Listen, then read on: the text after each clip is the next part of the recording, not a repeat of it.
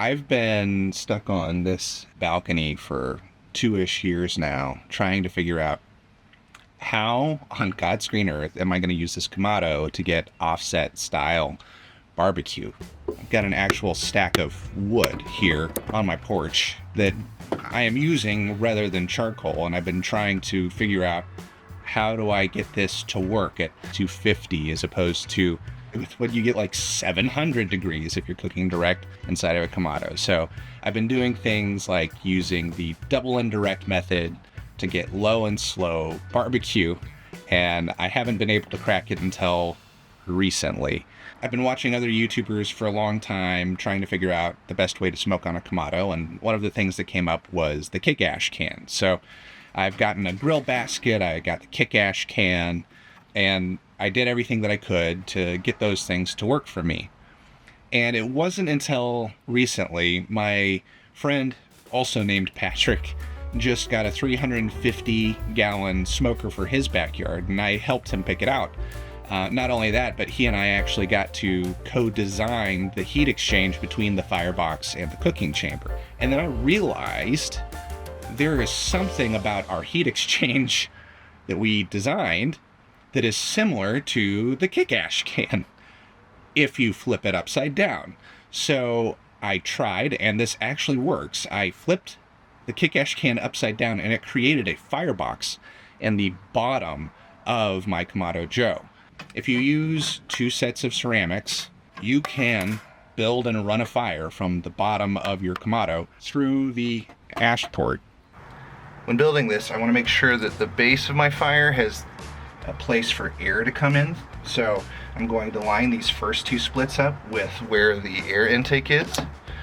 And then I'll do the very typical thing of making a log cabin, right? So we've got splits that go perpendicular. So now we'll have a layer of splits this way, and now all of this is going to burn down. I'm going to burn all of this down in kind of a single first burn to get a coal bed, and then after I've got my coal bed, I'll continue to insert splits through this hole right here that you can't see.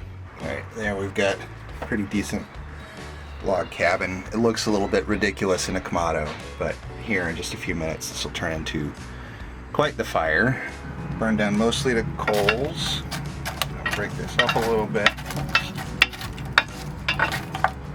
So got one thing flaming. That's great. Great, great, great. Exactly where we want to be. All right. Now comes the crazy part. You got a kick ash can, kick ash barbecue, and you've got this. It's going to become the hole through which the smoke actually gets into the cook chamber. So this is now the base of our firebox. Okay, and then I'm not even joking about this next part. Wide open fire in the bottom of my Kamado. 256. Whew. Tight fit.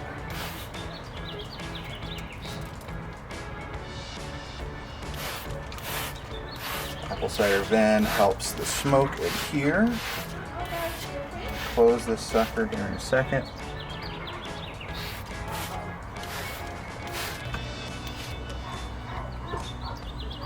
And add another log. It's been hours, and I'm going to flip these over. Yep. Ah. Use a little moppy mop.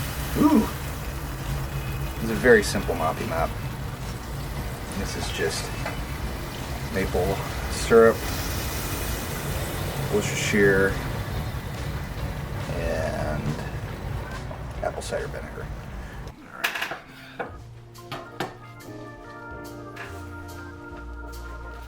Pretty decent bark on top, huh?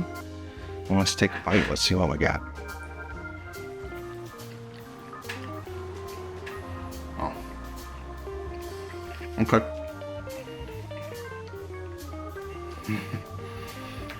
A lot of good smoke on there. I can taste the sweetness of the maple syrup, but it's not overpowering. This is really good. Oh. Okay.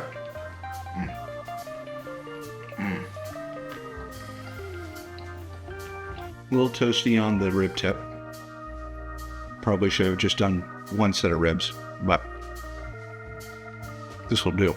This will do. My family's gonna be eating good tonight. Happy cooking.